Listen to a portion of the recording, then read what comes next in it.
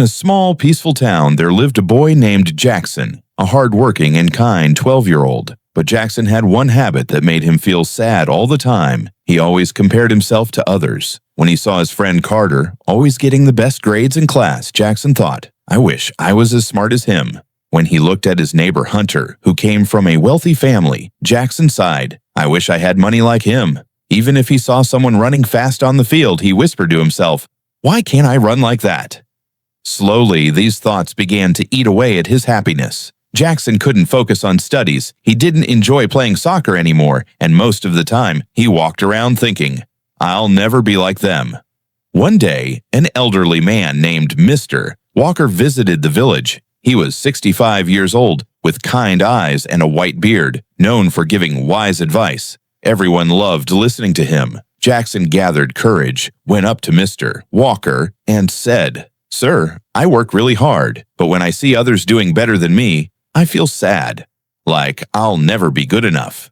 Mr. Walker smiled warmly and replied, "Come to the oldest tree in the village tomorrow morning. You'll find your answers there." The next morning, Jackson went to the giant tree, and Mr. Walker was already waiting. He said, "Look carefully around you, Jackson.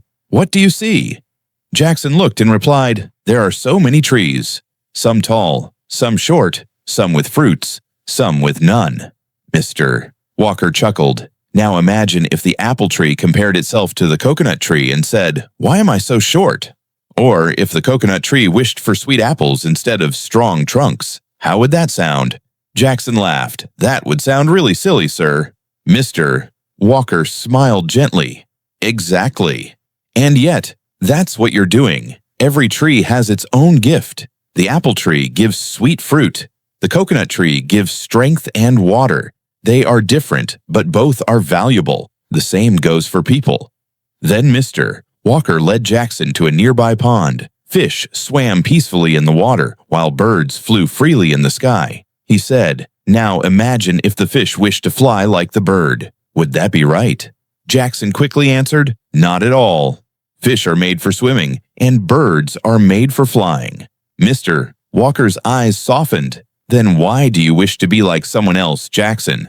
You are unique. You have your own path, your own gifts. Maybe you just haven't discovered them yet. Find your strengths and walk your path with confidence." Something clicked inside Jackson. He realized comparing himself was stealing his joy. From that day forward, he stopped wishing to be like Carter or Hunter. Instead, he focused on his own talents, his own studies, and his love for soccer. Slowly, his confidence returned. Life felt fresh and exciting again. Years later, with hard work and persistence, Jackson started his own small business. He became an inspiration for the whole town. Whenever someone asked him, "Jackson, how did you become so successful?" he smiled and said, "Never compare yourself with others. If a fish tries to fly, it will always feel like a failure. But if it swims, it can own the whole ocean. And remember this, the sun and the moon don't shine at the same time, but both are equally important. Find your path. Walk it your way. That's when real success comes."